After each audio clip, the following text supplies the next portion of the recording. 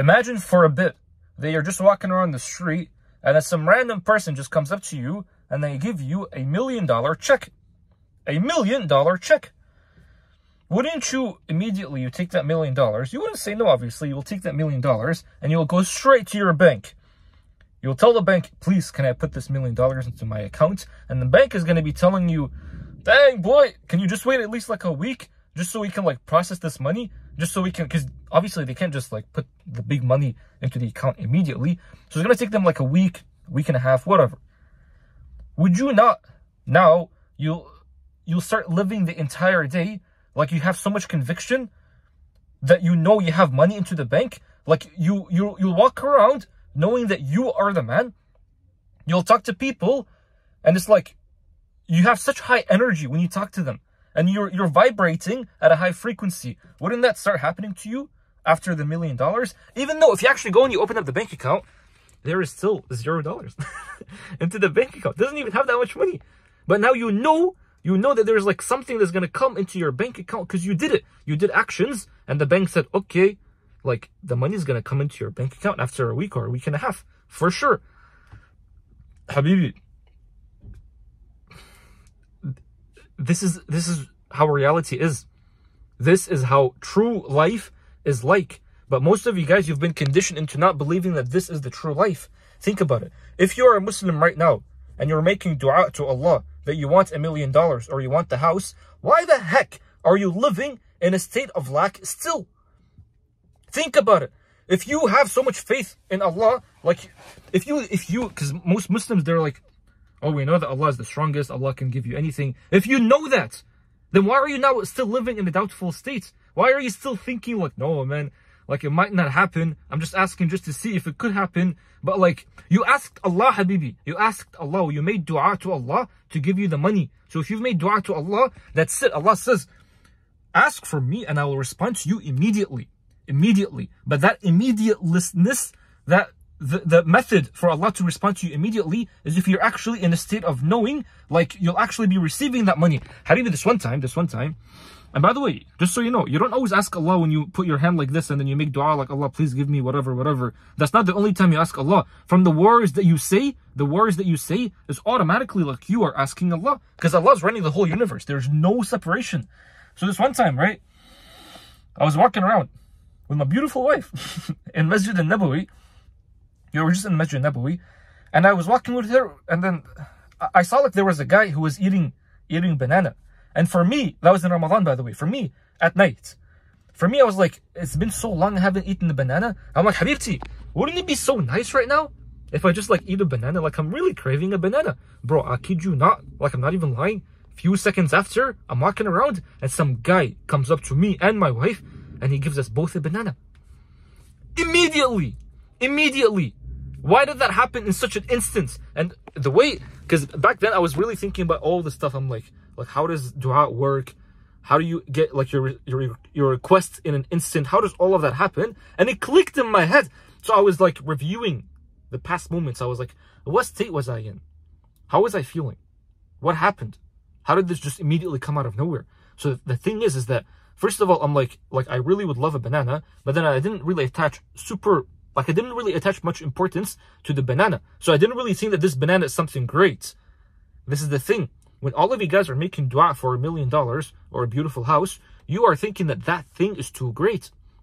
When you're thinking that something is greater than Allah, there is a law in the universe, a divine law that states that when you think there's something greater than Allah, shirk, you'll basically become humbled by Allah just so you can know, just so you can live and know that Allah is the greatest. Allah is greater than all that is. So that's the first thing. I didn't think that this banana was something crazy. It's a banana after all. But think about it, like a banana, a house, not much difference. Literally not much difference. But anyway, so this was the first thing that I did. I knew that the banana was not that big of a deal. But the second thing is like, almost like I knew, I didn't really care about the how. I knew that I was somehow going to eat a banana. Because again, after all, what is a banana, bro? A banana comes and goes. Like it's not that big of a deal again. So I knew I was going to get a banana. Did I know how? No. Did I care about how? No.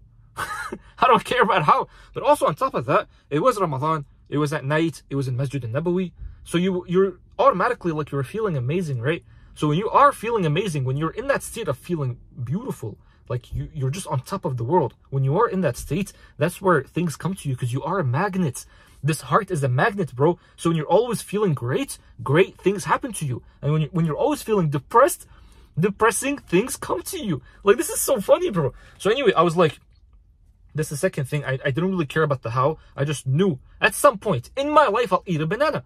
And then the third thing is that I was feeling amazing. You combine these three things together, man. It's like a state of knowing, right? Like if that guy gave you the $1 million and then you put the $1 million in your bank, now you're walking around in a state of knowing like you have $1 million. And that's a beautiful state. But I'm telling you, you don't need things to come to you in the world as permission slips to achieve that feeling, to achieve that state of knowing.